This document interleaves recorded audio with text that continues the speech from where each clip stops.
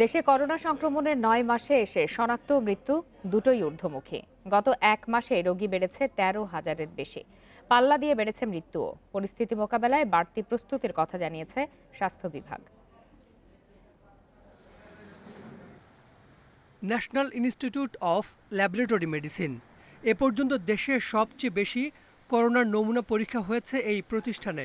এখানে নভেম্বরের প্রথম ৯ দিনে ব্র্যাকের পাঠানো নমুনায় শনাক্তের হার ছিল ৭.৬৯%।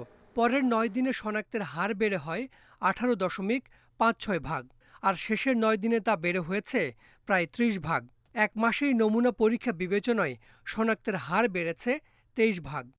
আমরা যেভাবে মনে করি যে করোনা নিয়ন্ত্রণে চলে এসেছে অথবা করোনার প্রকোপ আর সেইভাবে আমাদের দেশে নাই, কিন্তু আমাদের বিশ্লেষণ সেটা কিন্তু বলছে না।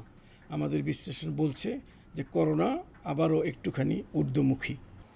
দেশে প্রথম করোনা রোগী শনাক্ত হয় ৮ মার্চ। প্রথম মাসে শনাক্ত রোগীর সংখ্যা ছিল ৫১, তবে পরের কয়েক মাসে বাড়ে সংক্রমণ ও মৃত্যুর হার। সবচেয়ে বেশি ৯৮,০০০ রোগী শনাক্ত হয় জুন মাসে। মাঝখানে কিছুটা কমলেও আবারও বাড়ছে সংক্রমণ ও মৃত্যু। ৮ নভেম্বর পর্যন্ত আগের এক মাসে রোগী শনাক্ত হয়েছে ৪৫,৬৪৬, আর সবশেষ এক মাসে এই সংখ্যা বেড়ে হয়েছে ৫৯,০০০-এর বেশি।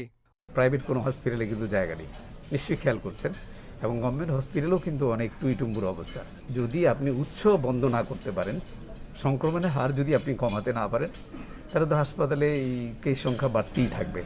করোনা সংক্রমণ বাড়তে থাকায় হাসপাতালগুলোতে বাড়তি প্রস্তুতি নেওয়ার কথা জানিয়েছে স্বাস্থ্য বিভাগ।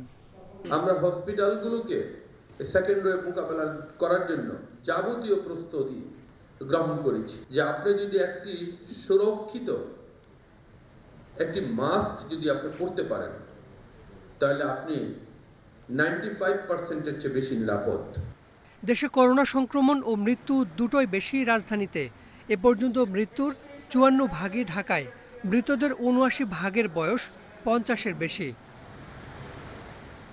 Hasan Misbah, independent news, Dhaka.